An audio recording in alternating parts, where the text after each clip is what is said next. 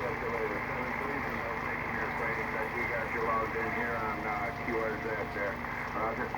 Okay, QSL. Yeah, we'll go on there and confirm you guys in a little bit. Yeah, it's good to be able to actually like get on 10 meters and have a conversation. I don't really get into the whole, you're 5'9", well, what's my signal, kind of thing. So it's nice to get on here, find out what kind of radio somebody's talking on and everything, and so that DX10, it sounds really good. I like it. Roger, Roger. Yeah, I like the 991As there. My buddy Jim, KE8LFR, he's only a tech, and that's what he's on. We just went up to DX Engineering Saturday, and we just picked up a picked up a 50 amp power supply, and I picked up the biggest thing that I could carry, and that was some 120 by 10 amp fuses there, Roger. QSL, I guess they didn't have a 710 over there yet, huh? Right. Well, tell him Barry over here in Alabama said hello. They opened up at 9 o'clock. We got there like 20 after. All the batch was sold out, so we ended up getting not dented and scratched. All right, I'm going to let you go. And you enjoy your conversation, and you absolutely do enjoy this opening here. 7 days, 88 LA. Okay, and Barry in Alabama said to say hello, so I'll turn it over to Barry now. Yeah, okay, I don't know where he was at. I couldn't even hear him there. Where was he at? He's in Ohio. Oh, okay, Ohio. Yeah, I couldn't even tell he was in there. Yeah, he was strong for a second and then kind of dipped back down. You're the only one that's kind of had a consistent signal. Everybody's been really roller coaster. Yeah, okay. Yeah, you're 5 and 9 plus over here on me. Yeah, you wide open. No problem here. There, go ahead. Let me see if you can hear me with 100 watts. Yeah, see, I need the amplifier to be heard, apparently. You hollered back at me? Yeah, I was trying to see if you could hear me with 100 watts, so we could tell that isn't going to work, right? I never did hear nothing. I don't think you keyed up. Oh yeah, I keyed up 2 times. So, yeah, I guess the old SB220 is making the difference. Well, I can't believe it's going from 20 over to nothing. Come back again without the amplifier. Okay, so this is Kilo Golf 7, Hotel Victor Romeo, no amplifier. Oh, yeah, I got you. Yeah, you're S9. S9 without the amplifier, and you're 20 over with it. I figured out what it is. So the tuned input on this amplifier is off a little bit. I've got the radio tuned to the input, so when I didn't use the amplifier, I had a bad SWR. Yeah, okay. Yeah, okay. Well, right there, I'm talking to you with a little over KW. I'll come back to you with 100 watts. Okay, yeah, this one here only does about 900 or something like that on this band. Okay. Right there, it's about 70 watts. There, go ahead. Yeah, you went from 5.9, 10 over 9 to S3. Yeah, that's a big difference, ain't it? It sure is. So that's like with static crashes, that'd just take you out completely. Yeah, that's what I tell people about the amplifier, especially when we get on there at nighttime, on 80 meters and stuff, and I get in there and try to talk 100 watts, man, it's tough. Yeah, I actually usually I don't run an amp on 80, but I have a loop. I have a full like 270 foot loop, and it seems like most of the time I do better than the guys that have an amplifier. But when I need to use it, I use it. So yeah, we're on 80 meters most of the time. Actually, that's my preferred band. There's a group of us on 3853, and then another group that I get in there sometimes with on 3913. And they got guys all the way out to the East Coast on that group, so a lot of times we can't even get in there. Yeah. Well, I get in there on 3965, 3965, and then we're on 3816 and 3810. Now go ahead. AccuSL, yeah, the loop is resonant about 3820 up to like 3900 without a tuner. So, of course, there's all the undesirable crap on 3840, but it seems like those guys have kind of moved around on the band. But so usually, yeah, the group of guys on there at 3853, and I just get on there. There's some local guys and stuff, but 3913 is a good one because you got guys in Florida, guys in Wisconsin, and they all have these big, crazy wire beam antennas and stuff, and they can literally hear everybody. So a lot of fun on there sometimes. Yeah, okay. I hear you. Well, all right. What's the name on that end? The name over here is Bram, like Bram Stoker's Dracula. Bravo, Romeo, Alpha, Mike. Yeah, okay, Bram. Yeah, real fine. Name here is Barry. Bravo, Alpha, Romeo, Yankee. Yeah, we're in a little town called Trinity, Alabama, about 80 miles north of Birmingham. There, back to you. QSL.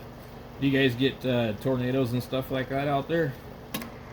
Oh yeah, we get a lot of tornadoes. They call this Tornado Alley. Go ahead. Yeah, I thought you were near there. Yeah, we get quite a few of them. I sure do. Yeah, you have to watch your P's and Q's there. Go ahead. Yeah, I guess it's part of living out there, I guess. But so have you ever had like a tornado tear up your house or anything like that? Well, it didn't get mine. It got my next door neighbor. Yeah, it got my next door neighbor right there. About 110 mile an hour wind. Yeah, it blowed a big oak tree down over his house, and yeah, next door across the street tore up his little old building. He had his motorhome parked in, and a lot of pine trees tore down a lot. But yeah, it gets pretty bad sometimes. There, go ahead. Yeah, I can imagine. So it's probably not real expensive to live there then, is it? Well, it ain't too bad. It's let's see, it's probably a three bedroom brick here where I'm at. It probably cost you 150. $150 a month or $150,000 to buy? Yeah, $150,000 to buy. Well, that's good. Yeah, I'm in an area here that's being invaded by California, so it has like quadrupled since about 2017. So you used to be able to buy a house here for $150,000, and now they're probably about $450,000. Oh yeah, people gotta be out of their mind. Well, yeah, they certainly are, because I don't know why they keep moving here. We ain't got no water.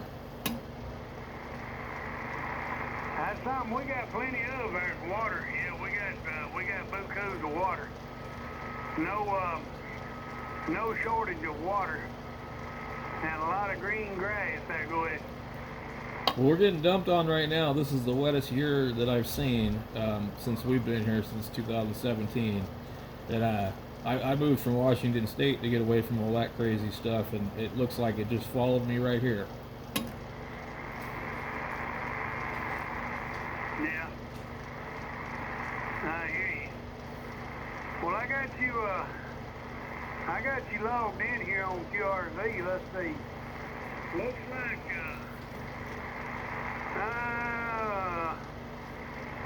I'm trying to see right here. You're in Delta Mike 43.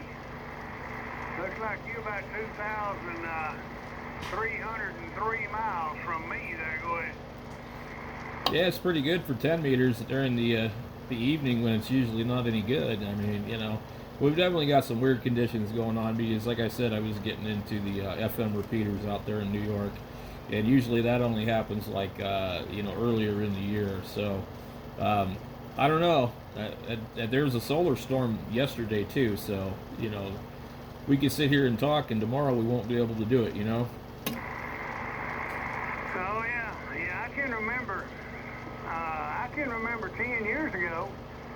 Oh yeah, right at 10 years ago. Every day before I retired, I was still working, and I could drive home from work, and I would talk to Japan. I talked to Japan about every eating on 10 meters out of the mobile I go in. Yep, I've gotten them before, like about 2015 or 16, somewhere around there. I'd get Japan in Alaska and Hawaii sometimes too.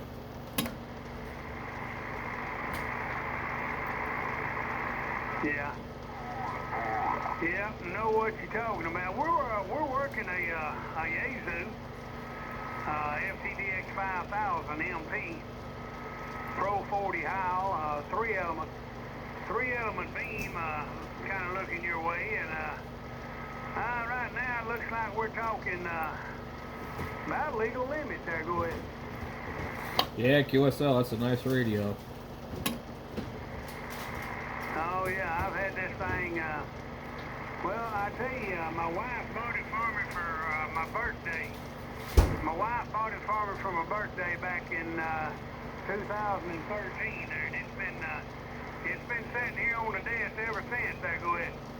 Well, she must really like you. Well, we've been married now about 43 years. Go ahead.